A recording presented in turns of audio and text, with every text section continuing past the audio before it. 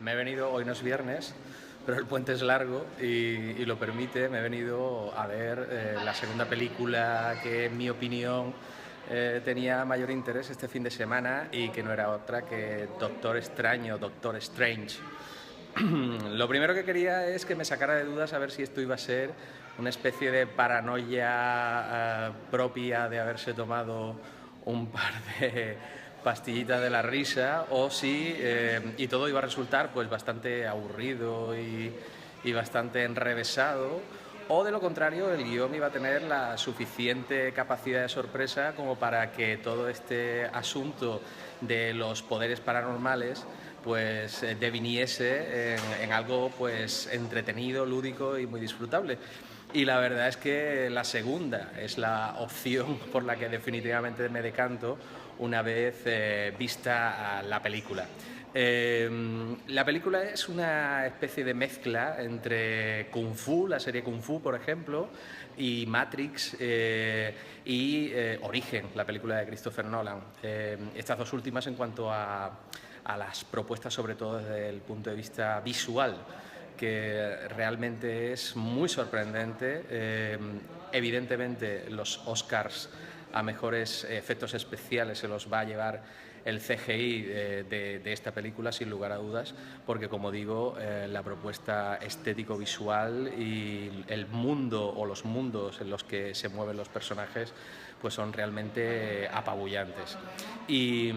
bueno, yo creo que es una de las películas Marvel desde ese punto de vista más sorpresivas de las últimas que se han hecho, porque si bien conserva todo lo que es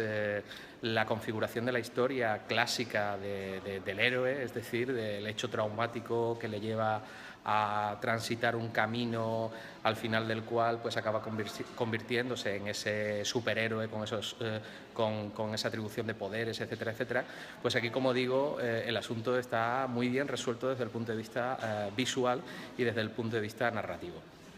Otra de las cosas que realmente me encantan de la cinta es su protagonista. Yo creo que cualquier cosa mejora con Benedict Cumberbatch, y desde ese punto de vista pues su personaje, que es una especie de mezcla entre Sherlock y el Doctor House de la serie de televisión, pues me parece muy acertado, y además no creo que exista otro actor capaz de dotar a ese personaje de la épica, pero también de los golpes de humor, de la ironía, del sarcasmo, de la inteligencia y de todos esos atributos que suelen tener los personajes que últimamente interpreta Benedict Cumberbatch, y que, como digo, yo creo que es un actor de los más disfrutables del actual panorama, tanto seriéfilo como desde el punto de vista cinematográfico. Lo único que afearía a la película es que muy probablemente a partir del éxito del personaje, pues, y como anuncia la propia cinta al final, por cierto, hay dos finales, es importante que os quedéis hasta el final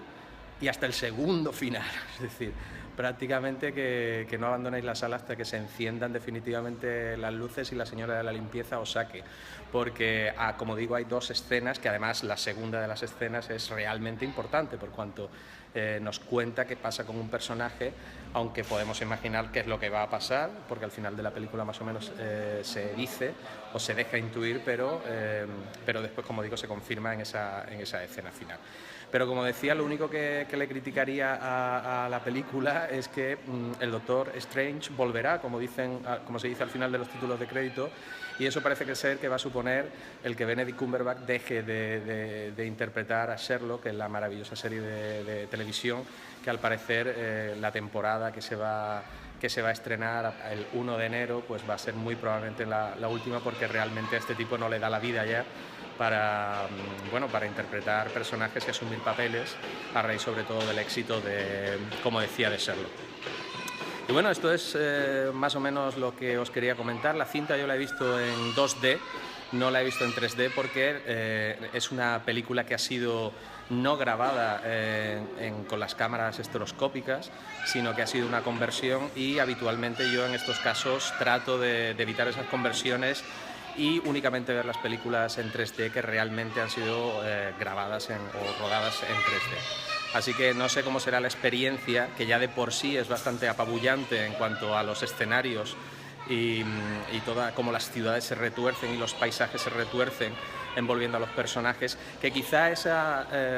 como digo, no sé qué tal dará eso en el 3D, porque ya en el 2D resulta bastante apabullante. De hecho, una de las pequeñas pegas que les pondría a la película es que en determinados momentos Vaya,